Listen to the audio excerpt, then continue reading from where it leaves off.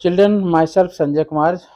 इस video lecture में हम पढ़ेंगे नाइन्थ क्लास की केमिस्ट्री। नाइन्थ क्लास की केमिस्ट्री में हम पहले जो पढ़ चुके हैं, पहले मैं उसी चीज़ के बारे में थोड़ी सी रिकैप कर दूं कि पहले हम पढ़ चुके हैं एलिमेंट्स क्या हैं, डाल्टन की एटॉमिक थ्योरी क्या है और केमिकल रिएक्शंस कैसे होते हैं, कैसे होती हैं और उनकी कुछ कौन कौन से रूल्स रेगुलेशंस होते हैं। अब हम ये देखने वाले हैं कि स्ट्रक्चर ऑफ एटम जो आपका फोर्थ चैप्टर है केमिस्ट्री का, तो सबसे पहले हम देखेंगे डिस्कवरी ऑफ इलेक्ट्रॉन, क्योंकि डाल्टन ने तो ये बोला था कि कोई भी एटम डिवाइड नहीं हो सकता, लेकिन डिस्कवरी ऑफ एटम का ये डायग्राम आपके सामने है। इस डिस्कवरी एटम की जो बीचों बीच में जो आपकी कांच की नली बनी हुई है, इसे हम कहते हैं डिस्चार्ज ट्यूब। क्या बोलते हैं उसे? Discharge tube. इस डिस्चार्ज ट्यूब के लेफ्ट साइड में रेड ग्लोब जहाँ पे लिखा हुआ है वो है कैथोड, और ये परफोरेटेड कैथोड है, मतलब चलने की तरह है, और उसके अंदर एयर भरी हुई है। और एक और काम किया गया है टू द वैक्यूम पंप, मतलब यहाँ पर एक नोब लगी है, वो आउटलेट है जिसमें, तो और राइट साइड में जो है वो आपका एनोड है। अब हम एक और इम्पोर्टेंट बात देखते हैं कि जो आपकी वोल्टेज हमें यूज करनी काफ़ी ज़्यादा है, करीब 20,000 वोल्टेज। मतलब ये हुआ ओवरऑल डिस्चार्ज ट्यूब के अंदर लो प्रेशर पर हाई वोल्टेज की इलेक्ट्रिसिटी फ्लो करते हैं, तो कैथोड से कुछ रेज निकलती हैं। उन्हीं रेज को कैथोड रेज के नाम से जानते हैं। जब इन कैथोड रेज की स्टडी जे थॉमसन ने की, तो पाया कि यही कैथोड रेज रेज ही आपकी क्या है, इलेक्ट्रॉन्स। तो कैथोड रेज को नेगेटिवली चार्ज पार्टिकल या इलेक्ट्रॉन्स कहते हैं।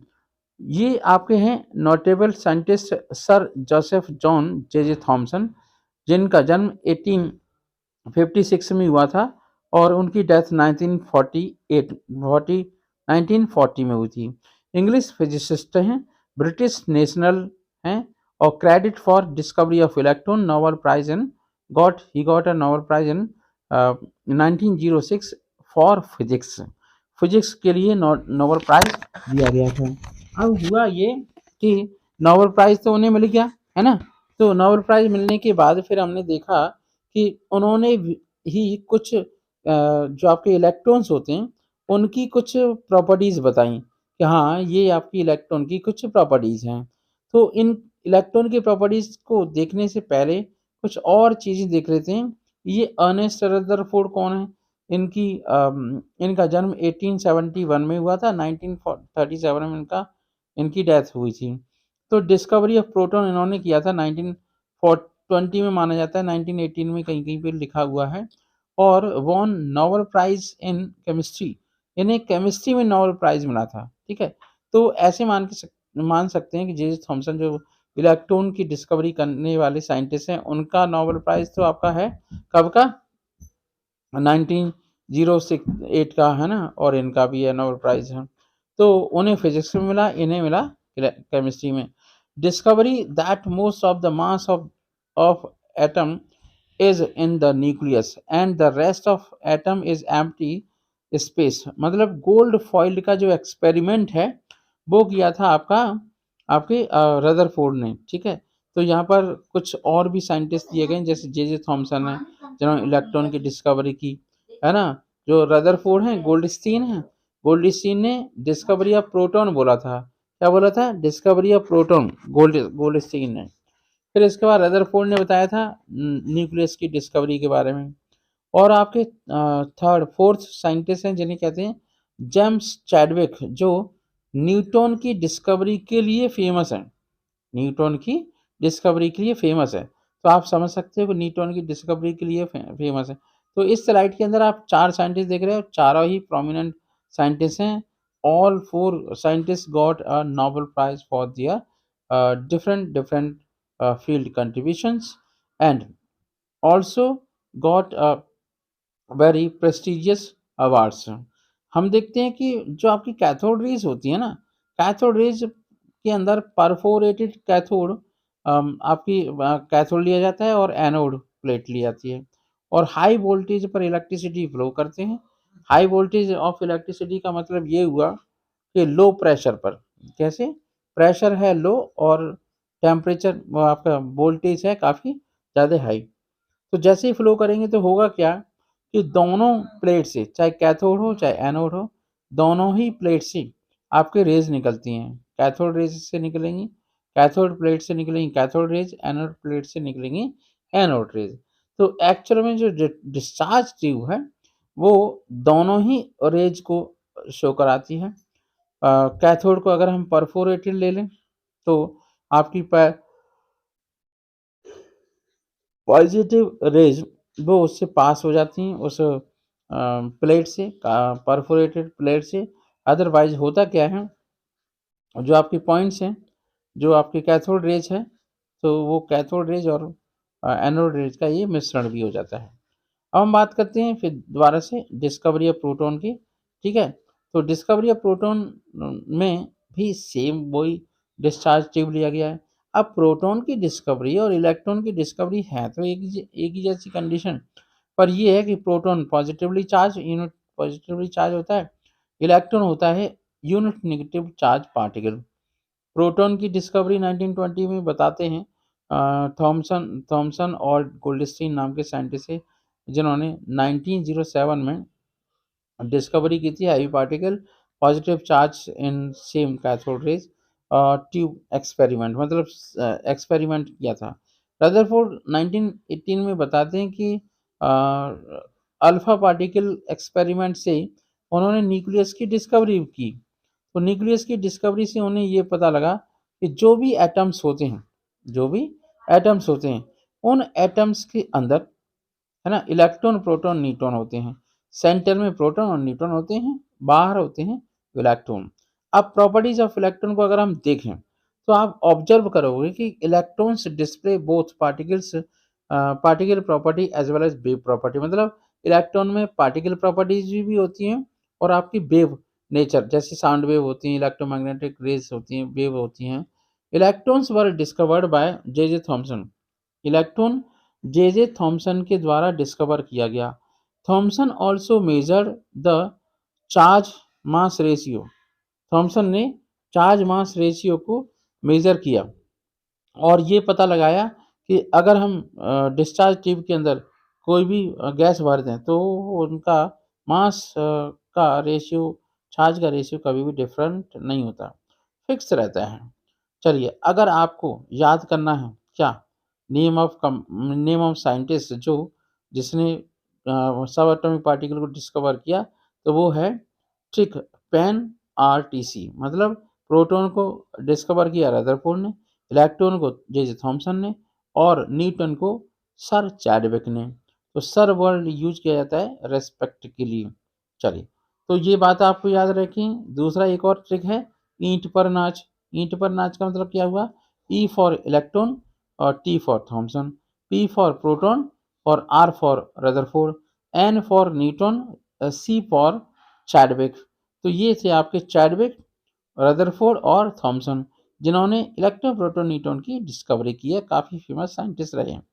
अब हम बात करते हैं नेक्स्ट पॉइंट की। जो नेक्स्ट पॉइंट है, deeper look into the atom, मतलब ये हुआ कि अगर हम सिंबल की बात करें तो इलेक्ट्रॉन का सिंबल स्मॉल ई है, नेगेटिव चार्ज है। प्रोटॉन, सिंबल ऑफ प्रोटॉन है small P, symbol of neutron है स्मॉल एन। ठीक है, तो चार्ज होता है इलेक्ट्रॉन पर नेगेटिव, प्रोटॉन पर पॉजिटिव। अब हम प्रॉपर्टीज ऑफ प्रोटॉन देखते हैं। तो प्रॉपर्टीज ऑफ प्रोटॉन को देखने के लिए हमें समझ में आ रहा है कि प्रोटॉन की प्रॉपर्टीज क्या होती हैं। तो अगर हम मास देखें प्रोटॉन का, तो प्रोटॉन आर एक्सट्रीमली स्मॉल, बहुत छोटे होते हैं, and have a positive charge, और उसका मास होता है 1.6726219239 into 10 to the power -27 kg। अब हम बात करते हैं किसने डिस्कवर किया, तो प्रोटॉन को डिस्कवर किया गोल्डस्टीन ने, मतलब एनोड रेज के नाम से डिस्कवर किया था। और बाद में स्टडी की प्रॉपर्टीज, अगर हम प्रोटॉन देख ही रहे हैं कि इनका कंपोजिशन क्या होता है। तो जो आपके प्रोटॉन्स होते हैं वो सेंट्रल पार्ट में होते हैं, एटम के सेंटर में होते हैं। और प्रोटॉन, चलो ठीक है, तो हम देखते हैं प्रोटॉन के बारे में। तो प्रोटॉन लोकेशन में होते हैं सेंटर में, और बहुत इम्पोर्टेंट है और responsible for the atomic number of an atom. अब हम बात करते हैं डिस्कवरी ऑफ न्यूट्रॉन की। तो डिस्कवरी ऑफ न्यूट्रॉन दी है आपने सर चैडविक ने। तो उन्होंने क्या किया, उन्होंने जो आपका नाइट्रोजन होता है उस पर हीलियम एटम की बॉम्बार्डमेंट की, जिससे न्यूट्रॉन का फॉर्मेशन हुआ, न्यूट्रॉन बने। अब हम देखते हैं कि हु डिस्कवर्ड द न्यूट्रॉन। तो इन 1932 James Chadwick discovered the neutron. He was born in 1891 in Manchester. Manchester का नाम तो सबने सुना ही होगा, ब्रिटेन का, इंग्लैंड का। मैनचेस्टर का मैनचेस्टर का बहुत ज़्यादा क्या फेमस था, उसकी इंडस्ट्री। ही नोटिस्ड, उन्होंने नोटिस किया a flow of Rutherford atomic structure, है ना, containing only proton and electron. तो उन्हें बहुत गुस्सा आया, उन्होंने कहा अरे ऐसे कैसे हो सकता है, प्रोटॉन इलेक्ट्रॉन तो हैं लेकिन हम्म तो ठीक है, तो ही प्रूव्ड। अब इसके बाद जो आपका एटम का स्ट्रक्चर देख रहा है, यहाँ सब कुछ कंप्लीट हो चुका है। मतलब एटम के 3 सब एटॉमिक पार्टिकल हो गए। एक हो गया आपका इलेक्ट्रॉन, नेगेटिव चार्ज होता है, चक्कर लगाता है न्यूक्लियस के आसपास। दूसरा हो गया न्यूट्रॉन, जिस पर कोई चार्ज नहीं होता, न्यूट्रल होता है। और थर्ड हो गया प्रोटॉन, जिस पर पॉजिटिव चार्ज होता है इलेक्ट्रॉन के ठीक बराबर। अब एक और इम्पोर्टेंट बात है क्या, कि जो आपका ये एटॉमिक स्ट्रक्चर दिखाई दे रहा है, ये एक्चुअल में रदरफोर्ड की सोच है। रदरफोर्ड ये कहते थे कि कोई भी एटम है बहुत बड़ा है, उसका सेंटर पार्ट बहुत छोटा है, डेंस है, पॉजिटिवली चार्ज है। ठीक है, अब हम इसके बाद कुछ और इम्पोर्टेंट चीज़ें देखेंगे, जैसे हम देखेंगे एटॉमिक नंबर क्या है। तो एनसीईआरटी की बुक में ये दिखाया गया है, या ज़्यादातर बुक्स में मैंने पढ़ा है, कि जो भी एटम है उस एटम के ठीक नीचे जो संख्या होती है वो आपका एटॉमिक नंबर है, ऊपर है एटॉमिक मास। तो ये थोड़ा सा अब क्या है कि अब थोड़ा सा चेंजेज हो रहे हैं। तो कुछ कुछ बुक के अंदर एटॉमिक नंबर पहले ऊपर लिख के आ रहे हैं और नीचे मास नंबर लिख के आ रहे हैं। तो सोडियम का एटॉमिक नंबर हम देख रहे हैं कि 11 होता है, सिंबल कैपिटल एन स्मॉल ए होता है, और उसका मास 22.99 होता है। तो 23 लिख देते हैं जब भी हम किसी भी कंपाउंड का मॉलिक्यूलर मास निकालेंगे। तो अब हम देख रहे हैं हीलियम। हीलियम का सिंबल होता है कैपिटल एच स्मॉल ई, एच ई, और एटॉमिक नंबर 2 होता है, मास नंबर होता है 4। तो हीलियम एक ऐसा एटम है जिसे हम इनर्ट गैस एटम के नाम से भी जानते हैं। मतलब हीलियम इनर्ट गैस एलिमेंट है। कैसा एलिमेंट है, इनर्ट गैस। ठीक है, तो helium is a inert gas element जो 18 ग्रुप का एलिमेंट है। मॉडर्न पेरियोडिक टेबल में 18 ग्रुप में आता है। एक और देखते हैं, हाइड्रोजन। हाइड्रोजन सबसे पहला एटॉमिक नंबर वाला, 1 एटॉमिक नंबर वाला एलिमेंट है, सबसे हल्का है ना। एलिमेंट का नेम है एटॉमिक मास, एटॉमिक नंबर। तो जो आपका हाइड्रोजन होता है, हाइड्रोजन का सिंबल कैपिटल एच होता है, और एक ही हाइड्रोजन है, मतलब कैपिटल एच ही है। एटॉमिक नंबर 1 है, मास नंबर आपका 1 है। चलिए नेक्स्ट देखते हैं, वो है कार्बन। एटॉमिक नंबर कार्बन का 6 है। इसमें नंबर ऑफ प्रोटॉन की संख्या भी 6 ही होती है, और कार्बन का मास नंबर है आपका प्रोटॉन प्लस न्यूट्रॉन के बराबर, मतलब 12। तो ये हुआ आपका कार्बन। इसके बाद हम देखते हैं नेक्स्ट और एलिमेंट। तो इस तरीके से हम कह सकते हैं कि एटॉमिक नंबर 1 से लेकर के बच्चों को कम से कम एटॉमिक नंबर 20 तक के एलिमेंट के name, symbol, atomic number, atomic mass याद होने चाहिए। ये उनके लिए बहुत ज़रूरी है। अब नाइट्रोजन देखते हैं, 7 एटॉमिक नंबर और 14 एटॉमिक मास इनका होता है। तो नाइट्रोजन के एटॉमिक नंबर को हम देखें 7 और 14 मास नंबर है। तो अगर हम दूसरा देखें सिंबल के, किसी भी एटम के नीचे एटॉमिक नंबर, ऊपर मास नंबर। तो मास नंबर होता है नंबर ऑफ प्रोटॉन और नंबर ऑफ न्यूट्रॉन के बराबर। और यहाँ पर हाइड्रोजन के 3 एटम दिख रहे हैं, है ना। एक जैसी एटम है, एटॉमिक नंबर सबका 1 है, एक का मास नंबर 1 है, 2 है और 3 है। तो प्रोटियम, ड्यूटेरियम, ट्राइटियम, मतलब ये सब हाइड्रोजन के आइसोटोप्स हैं। और ये जो आपकी स्लाइड है इसमें ये देख रहे हैं कि प्रोटॉन, न्यूट्रॉन, इलेक्ट्रॉन को कैसे रिप्रेजेंट करें एटॉमिक नंबर और मास नंबर के अकॉर्डिंग। ठीक है, एक और पॉइंट देखते हैं।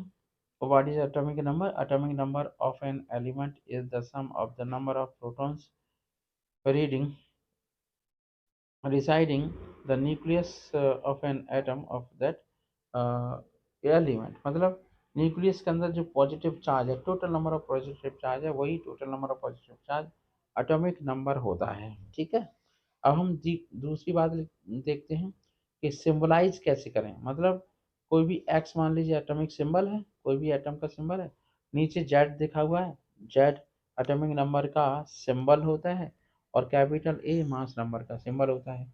मास नंबर होता है पी प्लस एन के बराबर। ठीक है, और ये देख रहे हैं पेरियोडिक टेबल ऑफ एलिमेंट। मतलब पेरियोडिक टेबल का फर्स्ट पेरियोड और सेकंड पेरियोड दिखाया गया है। फर्स्ट पेरियोड में होता है आपका हीलियम एटम और आपका हाइड्रोजन एटम। नंबर 1 फर्स्ट में लिखा हुआ हाइड्रोजन और 8th में लिखा हुआ है हीलियम होना चाहिए।